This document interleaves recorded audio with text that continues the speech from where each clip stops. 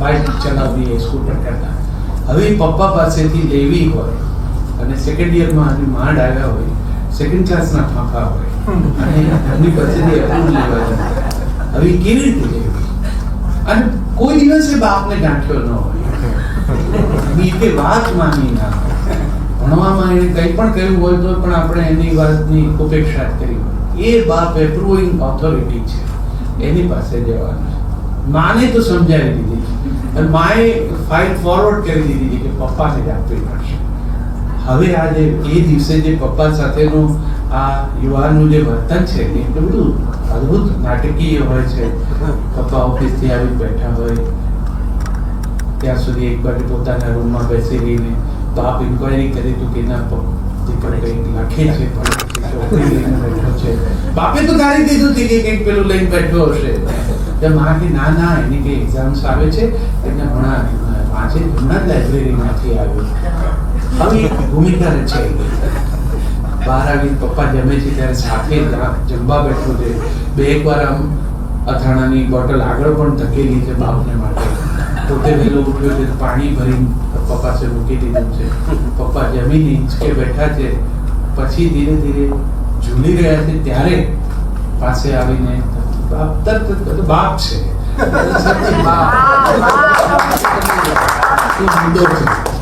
કઈ કેવું છે એટલે કે આ પપ્પા એક જ છે કે આજે આપણા ઘરેથી કોલેજ પહોંચતા છે ને મારે 30 મિનિટ્સ જેવું થાય છે અને ટ્રાફિક હોય તો 45 મિનિટ્સ એને કારણે હું વહેલો જ ઉઠું અને નીકળી જઉં સમયસર ને બસ પકડી જ લઉં.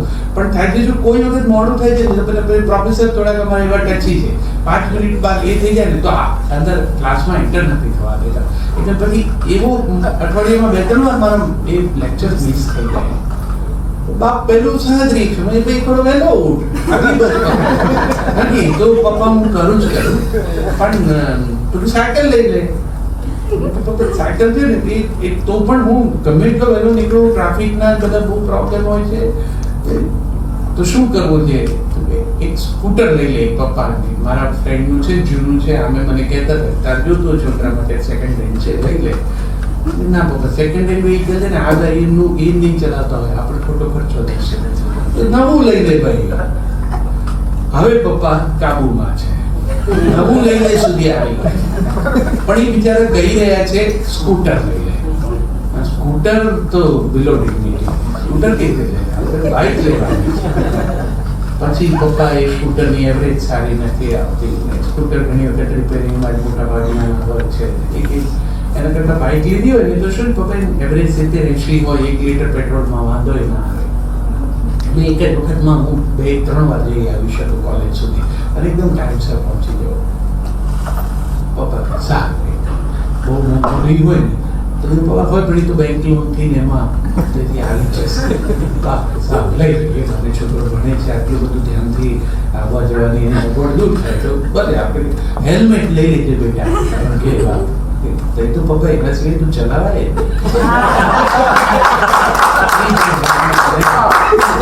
આવી કેવું થાય. પપ્પાને તમને પપ્પા એવું છે હું ઓફિસ ઉતારી દઈશ ને બેનને સ્કૂલે મૂકી દઈશ ને મમ્મીને શાક લેવા જેવું છે ત્યારે જોડે જ આવીશ, કશું ન થાય.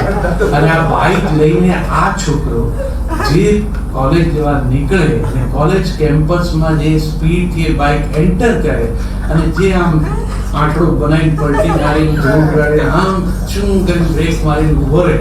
અને બાપે કીધું છે કે બેવ સ્ટેન્ડ ઉપર ગાડી ચલાવી પણ સાઈડ સ્ટેન્ડ પર આમ નાખી આમ જે નીચે ઉતરે અને ફ્રેન્ડ્સ બધા ભેગા થઈ જાય, હા બાઇક લીધી હોય સરસ યાર. એકાદ બદમાશ પણ હોય જેના બાપે ના માન્યા હોય તારા ડેડી ભાઈ હા પાડી દીધી. અરે ના શું પાડે, ડોહાના આમ બનાવી.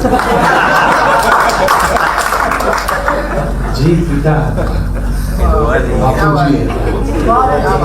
કોલેજ કેમ્પસ સુધી પહોંચતો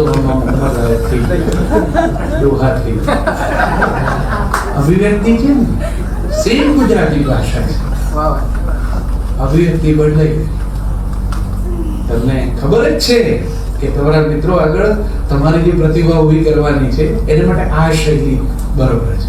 આ જ બાઇક લઈને આ જ વીરશ્રી અનુભવતા તમે જ્યારે આમ 6:30 પાછા બહાર નીકળો અને યુનિવર્સિટી 4 રસ્તા સીટી મારી પોલીસ ઊભી રાખે, હેલ્મેટ તો બાજુમાં જ રાખી હોય છે, હેલ્મેટ કેમ નથી પહેરી? બસ સાહેબ જોડે જ છે, હમણાં મૂકતો જ તો સાહેબ.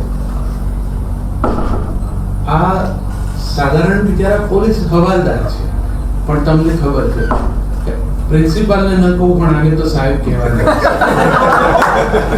સાહેબ હું હમણાં પહેરતો જ તો સાહેબ વાત થઈ, બાકી તાપ હતો એટલે આમ બાજુમાં રાખી હતી સાહેબ, બાકી પહેરતો જ તો ના કીધા હું તો ભરવા જ પડે એમ કે ચાલતું છે. તમને ખબર છે આ બધું ભાઈ માથે પર વાગે બધું થાય ત્યારે મા બાપ હેરાન થઈ જાય છે. આ એક પહેરવામાં શું તકલીફ પડે તમને?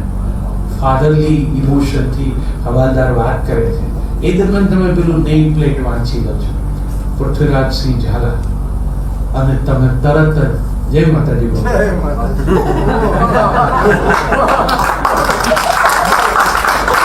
હવે પૃથ્વીરાજસિંહ ખબર પડી ગઈ છે આપણો મહિમા છે.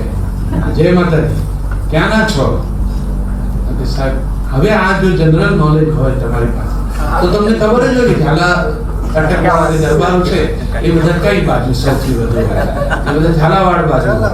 એટલે તમે એમ કહો કે બાપુ અમે લોકો મૂળી બાજુના લે કર મેં વડવાડ સુરત બાપુ અમારે બાપુજીને અહીંયા નાનો તો નોકરી છે એટલે અમે અહીંયા રહી છીએ, નાનું ઘર છે, કોલેજ દૂર હોય હું આવું છું એટલે એમાં કોલેજમાં મોડું થાય એમાં થોડુંક રગવાટમાં રહી જાય, એમાં ટોપો રાખ્યો પહેરવા પડે. હવે પૃથ્વીરાજસિંહ ઝાલાને એમ થયું અડધી ક્ષણમાં અમદાવાદના ટ્રાફિકના તાપ વચ્ચે 4 રસ્તે ઊભો રહેલો એક કોન્સ્ટેબલ તમારા વાતથી, તમારી ભાષાથી, તમારા સંબોધનથી ત્યાંથી ઉચકાઈ અને એના વતનની ધૂળમાં મુકાઈ ગયા. અને એટલું થયું એટલે તમારું કામ પૂરું થયું. એ જે દંડ 100 રૂપિયા હતો એ વાતનો પૂરો થયો. ધ્યાન રાખવું જોઈએ છે કે ભણવા આવ્યા મા બાપ આટલી મહેનત કરીને ભણાવતા ભણાવવું ધીરે રાખો ને. આ બધા વાહન ચલાવવા હોય તો હાજરી ચલાવવા જવું પડો. ભાષાએ કામ કરી, ભાષા જો સાચી ઉપયોગમાં લીધી. ગુજરાતી ભાષા કેમ બોલાય તો ગુજરાતી ભાષા આમ જ બોલાય એવો કોઈ નિયમ નહીં તારવી શકીએ આપણે કોઈ, પણ આ રીતે બોલાય. એનો અર્થ એ કે સમય સંજોગ પ્રમાણે બોલાય, પાત્ર પ્રમાણે બોલાય. સામેની વ્યક્તિ તમારી વાતને કયા સંદર્ભમાં જોઈ રહી છે એ જોડે જોડે એસેસ કરતા જવું પડે. કેટલાક માણસો બહુ ટચી હોય, they may not like કે તમે એમના કોઈ રૂટ્સ વિશે, એમના ગામ વિશેની વાત કરીને એમની સાથે અનનેસેસરી બોન્ડિંગ ક્રિએટ કરો. એવા પણ અધિકારીઓ હોય, તમને ખબર પડી જવી જોઈએ. તમે બહુ નિકટતા કરવા જાઓ તો એ અધિકારીને ન ગમે એવાય હોય છે ઓફિસર. તો એ વખતે અડધેથી ગાડી કેવી રીતે પાછી વાળી દેવી એ ખબર પડી જવી જોઈએ ભાષક તરીકે કે હવે આપણે ઘૂસ્યા કરે પણ એને મૂળી બાજુ આપણને આબા નથી દેવા. આપણે ભગવતના ટીટાનું નહીં કહેવાનું. એક સારો ભાષક છે ને એના કાન ખુલ્લા હોય, આંખ ખુલ્લી હોય, એ ખૂબ સાંભળતો હોય, ખૂબ જોતો હોય, એનાથી એ સમૃદ્ધ હોય.